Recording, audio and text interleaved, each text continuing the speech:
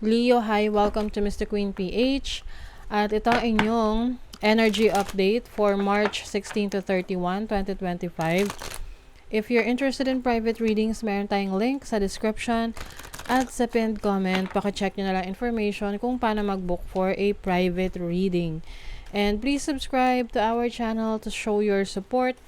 Like, share this video at comment na rin kayo kung kayo ay naka-resonate.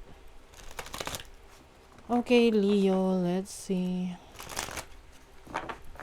March 16 to 31.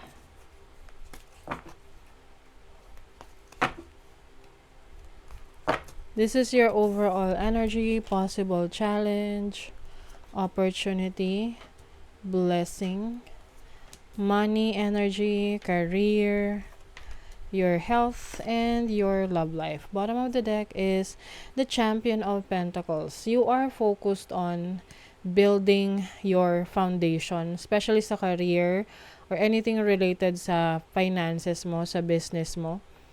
Slowly but surely, no? Hindi ka nagmamadali, or you are taking your time to build your career, your business. You also have the Nine of Wands. So, yung iba sa inyo, maaring medyo nagsastruggle, no? Nagsastruggle sa finances, nagsastruggle sa career ninyo. Pero ang importante doon is hindi kayo nawawalan ng pag-asa, hindi kayo nawawalan ng loob, no? Para sa inyo, lakas ng loob para sa mga pangarap nyo. You are still going on, no? Pinagpapatuloy mo. Your overall energy is the Ace of Cups. This is a new source of happiness. If you are single, pwedeng merong new person coming in, magpapakilig sa'yo, ganyan. Magpapakita ng interest sa'yo romantically, so just enjoy this. Kasi nasa starting stage pa lang naman, early stage ng relationship. If you are in a relationship, maaring merong surprise sa'yo yung person mo. Like, can be a surprise travel, or meron ditong nag-away, tapos magkakaayos kayo. Meron ditong hihingi ng tawad. Your challenge is the Apprentice of Swords. Some of you, pwedeng naiirita kayo sa mga taong nag-uusap-usap tungkol sa buhay nyo. Nakakairita naman talaga, lalo na kung ito ay mga nagchichismisan lang. Oo. Maari ring, pwedeng meron kang marinig na, uy, sabi ni ganito, ano ka daw. Or alam mo, narinig ko, sabi ni ganyan, ganyan yun daw yung intentions mo sa trabaho. Yung kumbaga, someone might be gossiping around you, no, or about you. And I think yung iba sa inyo, i-confront nyo to. Kakausapin nyo. And then, your opportunity is the Sun. This is your energy. The Sun is your vitality, lakas, no? So, you have an opportunity to strengthen your body, to strengthen your, not just your body, your mind, your spirit.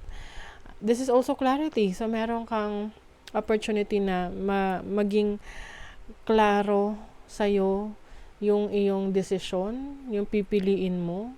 If you are into making a major decision, this is also creation. So, maaring mas magiging creative ka.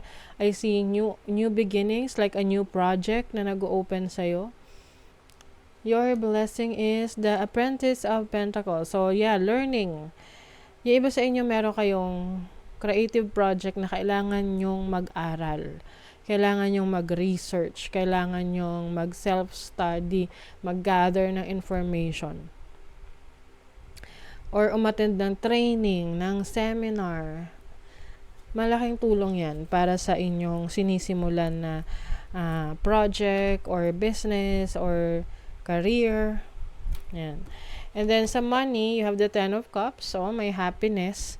Maaring yung iba sa inyo, magbibigay kayo ng large amount of money sa family nyo, and they are going to be very happy sa marireceive nila galing sa inyo. Or vice versa, parents mo may bibigay sa yung large amount of money para makapagsimula ka. Or I see a celebration sa family dahil maaring mas nag-i-increase yung income ninyo within the family. And then for your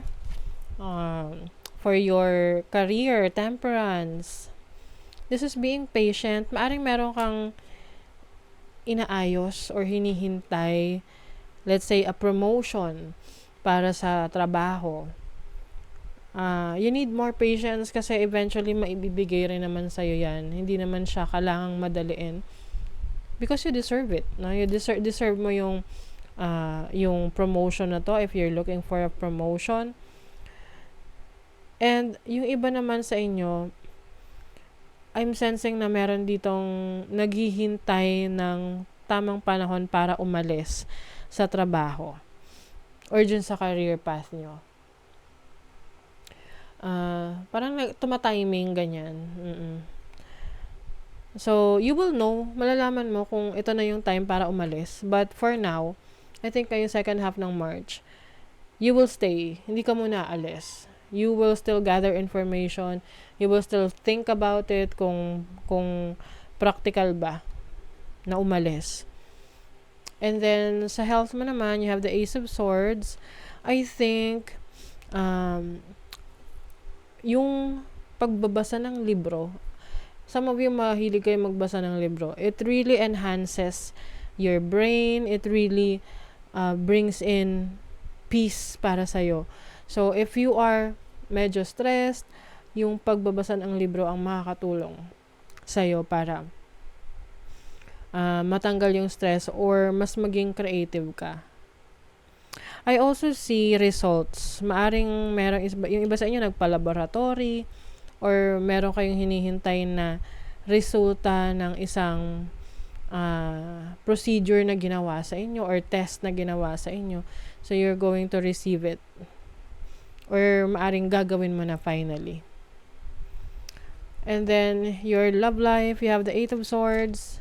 Some of you, maaring gustong umalis sa isang relationship na hindi na masaya. Maaring yung person that you're dealing with is verbally ina-abuse ka, yung mga sinasabing hindi magaganda sa'yo, or mga bad words, no? So, it's time for you to, parang umalis sa ganyang sitwasyon. Kasi parang, somehow, nagke-create yan sa'yo ng idea na, oh, you're not good enough. I have a personal experience with that kind of person na lagi niya ini-instill na hindi ko kaya or kailangan. Kasi nga, para mabuo sa isip ko na siya lang yung kailangan ko. At kahit na gaano siya ka-toxic, hindi ko siya iiwanan.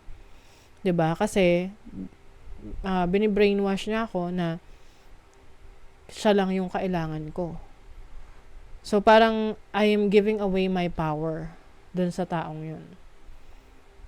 'Di ba? And for so long, maring yun yung nagiging tingin mo sa sarili mo. But you are very powerful. Tignan mo. Ano to Lion, 'di ba? Lion ba to? Yeah. Or a tiger. Anyway, ano man yung kanyang ano man siya, malakas siya, okay? Marami siyang kayang gawin. So I see you na realizing your worth, taking back your power. Syempre, nasa sayo pa rin kung gusto mo magstay sa ganyang relasyon.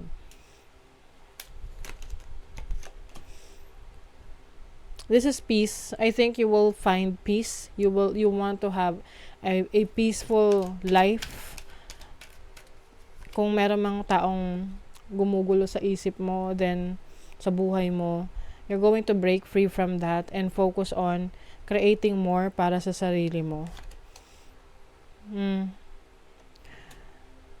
Some of you are breaking up with someone na yung intention sa'yo hindi ganun katotoo. Transition. Things are changing for you. Ayun na. You are tapping to your emotions. I think mas magiging expressive ka sa totoo mong nararamdaman. Yeah, tinan mo, you're moving. You're moving to a new direction, Leo. Oh, 'di ba? Because you want to have peace of mind. So if ngayon ang situation mo, hindi siya peaceful, magulo, then I feel like ngayong second half ng March, aalis ka sa ganyang sitwasyon to find your own freedom, to find peace, and to nurture yourself, to take care of yourself more. Okay? So that is your reading, Leo. Thank you so much. See you again.